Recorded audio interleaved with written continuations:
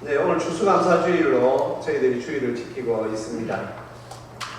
제가 오전에 우리 주일학교 아이들 앞에 또 주일학교 예배 시간에 제가 설교를 합니다. 오늘도 우리 주일학교 아이들도 감사에 관한 이 말씀을 제가 전하면서 제가 단기 선교 때문에 필리핀에 이렇게 갔을 때에 또 저희들이 하는 사역과 함께 또 한국에서 또 손님들이 오셨다고 선교사님들이 그렇다고 해서 호텔 그런 곳에 가서 대접하는 것이 아니라 조금 우리나라에서는 좀 없는 그런 음식들을 대접해 주시려고 선교사님들도 고민이 많으시겠죠.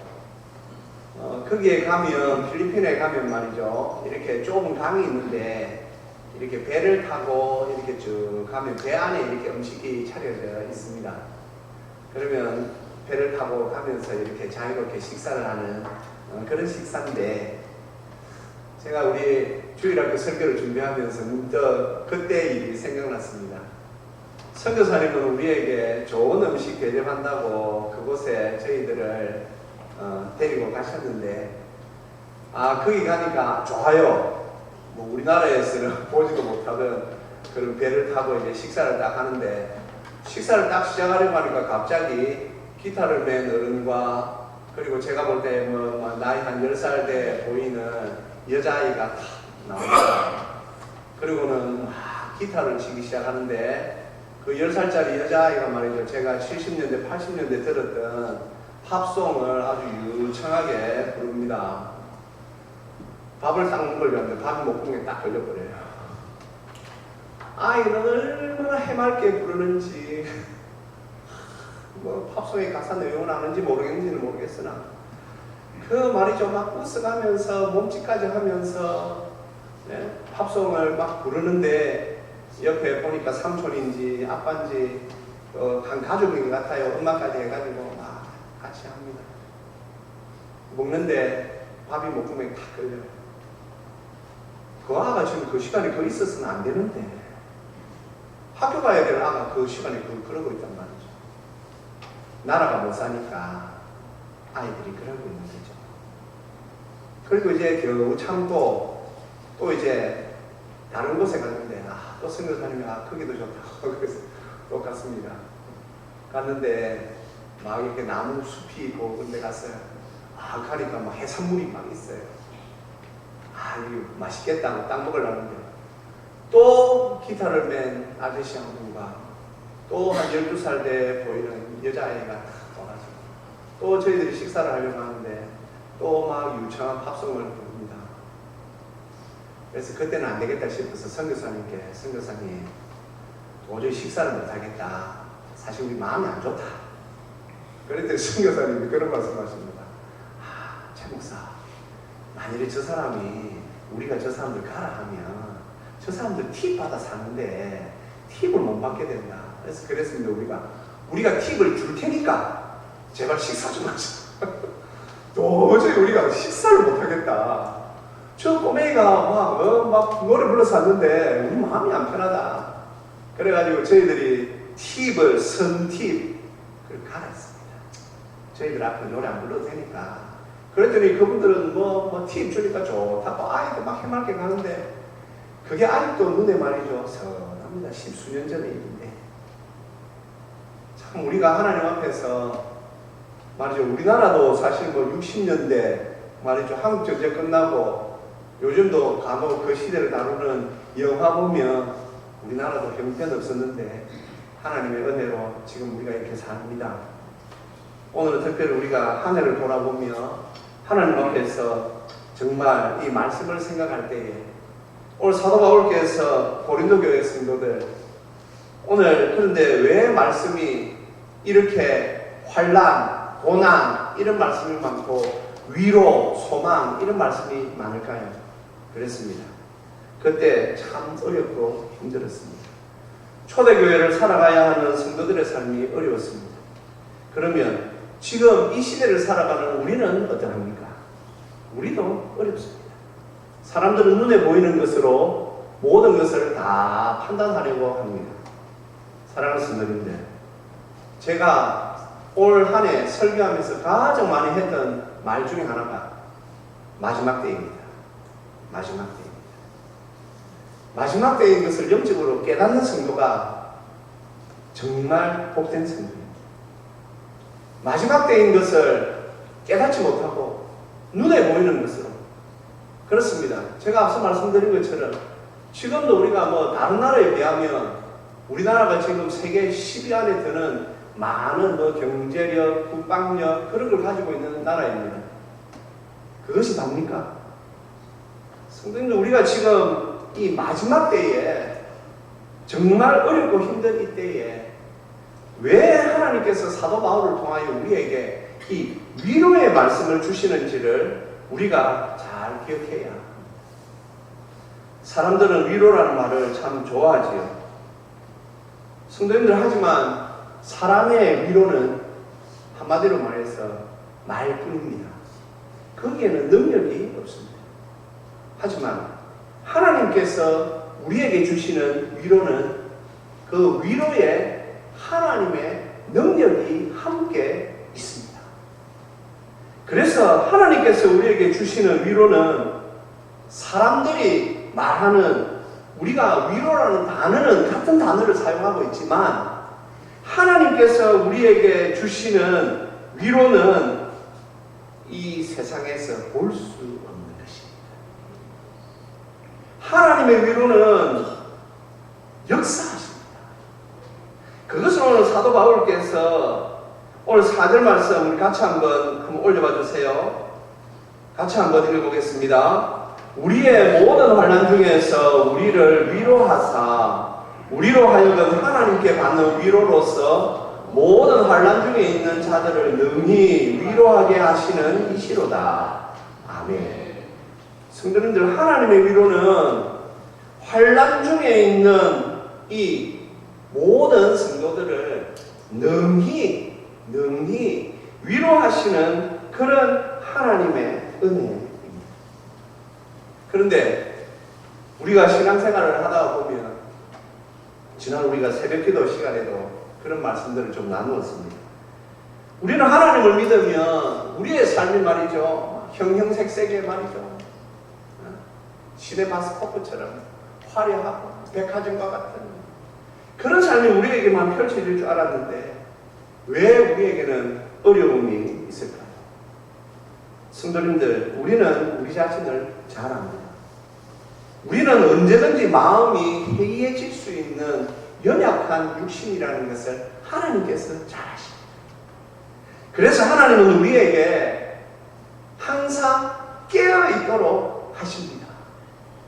그래서 우리가 지난 새벽기도 시간에, 특별 새벽기도 시간에 신명기 말씀을 통하여 들었던 말씀 중에 하나님께서는 그 하나님의 백성들을 애국에서 구원해내신 후 광야에서 이끄실 때에 줄이게로 하셨다라고 했습니다. 왜 줄이게 하십니까? 왜 힘들게 하십니까? 왜 마음을 낮추십니까? 그래야만 우리가 제대로 된 성도가 될 수 있기 때문입니다. 한국교회가 굉장히 지금 살기 좋은 그런 때를 맞이하였습니다. 예배당을 짓는데 최소 요즘 보면 말이죠, 조금 이름 있는 교회가 예배당을 짓는다 그러면 최소 보면 600억, 700억, 서울에 있는 어느 교회는 2천억 예배당을 지었다 하지만 나중에 들어보니까 한 4천억 정도가 들었다. 예배당을 짓는데 수백억짜리, 수천억짜리를 예배당을 지을 수 있는 한국교회. 하지만 하나님의 은혜를 따라 사는 성도의 삶은 거기에 비례할까요? 행복할까요? 정말 우리가 행복한 삶을 살고 있습니까? 사랑하는 성도님들, 하나님의 위로를 붙잡아야만 행복하게 살 수 있습니다. 하나님께서 우리에게 주시는 소망을 붙잡을 때만 우리가 행복하게 살 수 있습니다. 우리에게 보여지는 이 삶의 정황들은 아무것도 아닙니다. 걱정하지 마십시오.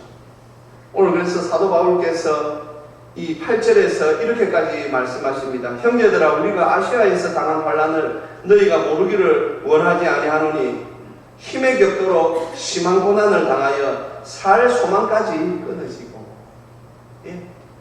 이제 죽는구나. 그런 상황 속에서도 놓일 때가 있었습니다. 하지만 그때에도 하나님은 함께 하셨다라는 것입니다. 우리 9절 같이 한번 말씀 읽어보도록 하겠습니다. 우리는 우리 자신이 사형 선고를 받은 줄 알았으니 이는 우리로 자기를 의지하지 말고 오직 죽은 자를 다시 살리시는 하나님만 의지하게 하심이라. 아멘. 그렇습니다. 성도는 우리가 사형 선고를 받는 것처럼 그런 어려운 처지에 놓일 수도 있다라는 것입니다. 이것을 너무 초대교회의 상황으로만 우리가 한정지으면 안 됩니다. 지금 우리가 살아가고 있는 우리 성도님들 가운데 정말 힘에 격도로 그러한 어려운 시간을 지내는 성도님들도 분명히 있습니다. 어떤 분들은 조금 여유로운 지금 그러한 시절을 보내시는 분들도 있을 것입니다. 어려운 시절을 보내시는 분들도 있습니다. 건강상 이 말이죠. 몸이 마음대로 되지 않는 그러한 상황에 있는 분들, 경제적인 문제 때문에 참 내 생각대로 뭔가를 할 수 없는 그런 상황에 있는 분들도 분명히 있습니다. 하지만 그때에도 하나님께서는 우리에게 무엇을 말씀하십니까? 자기를 의지하지 말고 하나님만 의지하게 하십니다. 동일하죠? 3500년 전 광야에서 지냈던 그 이스라엘 백성들, 그 교회도 하나님만 의지하게 하시려고 줄이게도 하시고 낮추게도 하시고, 2000년 전 예수님 믿는 초대교회 성도들도 사형 선고를 받은 것처럼 그런 어려움이 있었지만 오직 하나님만 의지하게 하시려고, 하나님만 의지하게 하시려고 하나님께서 그들에게 어려움도 허용하셨습니다. 우리가 믿는 하나님은 모든 것들을 주관하시는 분이십니다. 하나님의 뜻이 아니면 우리에게는 어떠한 어려움도 우리에게 찾아올 수가 없습니다. 하나님께서 우리를 잘 아시고 우리가 그것을 감당할 수 있기 때문에 하나님께서는 우리에게 은혜로 주시는 것이기에 걱정하지 마시고 힘내시기 바랍니다. 무엇보다 오늘 7절 말씀해 보시면 우리의 소망이 견고하다라고 하였습니다. 성도님들, 하나님께서 우리에게 주신 천국 소망 예수 그리스도, 모든 것이 견고합니다. 걱정하지 마십시오. 그래서 우리는 감사할 수 있습니다. 이 견고하다, 소망이 견고하다라는 것에 대한 믿음이 없으면 또한 우리가 감사할 수 없습니다. 누가 감사할 수 있습니까? 믿음이 있어야만 감사할 수 있습니다. 제가 보니 교회 다닌다고 다 감사하는 건 아니더라고요. 믿음이 있어야만 감사합니다. 살기 좋다고 감사할 수 있는 거 아닙니다. 형편이 좋다고 감사할 수 있는 거 아닙니다. 어렵고 힘들어도 믿음이 있으면 감사할 수 있습니다. 그래서 우리가 이 믿음 가지고 하나님 앞에서 더욱 크게 감사하며 살아가는 저 우리 모두가 되시기를 주님의 이름으로 축복합니다. 오늘 이 찬송을 부르기 위해 우리 교회가 한 2주 전부터 이 곡을 함께 불렀습니다. 참 가사도 좋고 멜로디도 좋습니다. 하늘을 돌아보시면서 참 하나님 찬양을 받으시옵소서, 하나님 우리의 감사를 받으시옵소서 소망하며 우리 이 시간 하나님 앞에 크게 힘차게 찬송하도록 하십시다.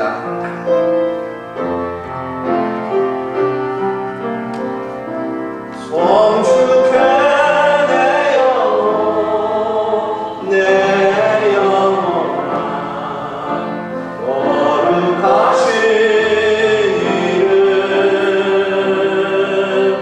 이전에 없었던 노래로 나 주님을 경배해 감사해.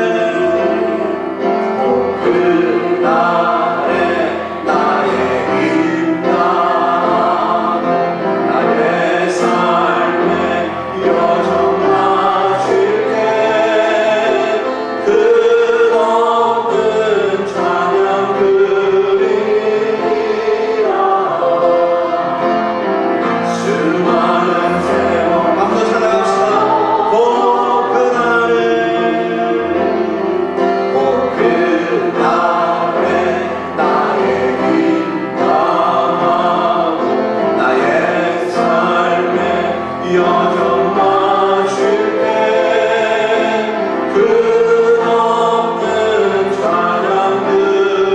찬양들이라 수많은 세월 지나야 성축해 내 영혼 내 영혼 거룩하시기를 이전에 없었던 노래로 나 주님을 경배 감사해 감사해 내 영혼 내 영혼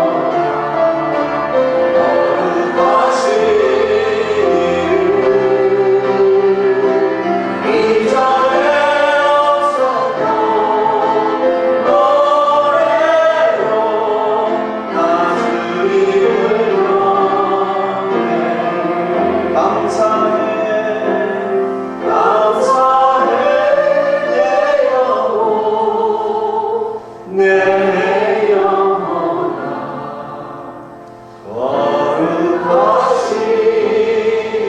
거룩하시기를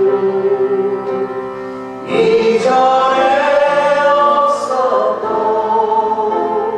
노래로 나 주님을 경배해 나 주님을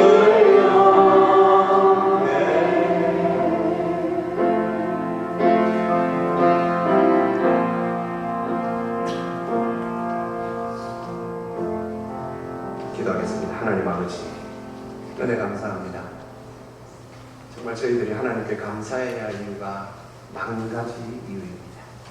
주여, 그러나 저희들이 하나님의 은혜를 망각하여 감사하지 못하는 일이 없도록 저희들을 불쌍히 여겨 주시옵소서. 저희들이 만 가지 이유로 감사하며 하나님을 찬양합니다.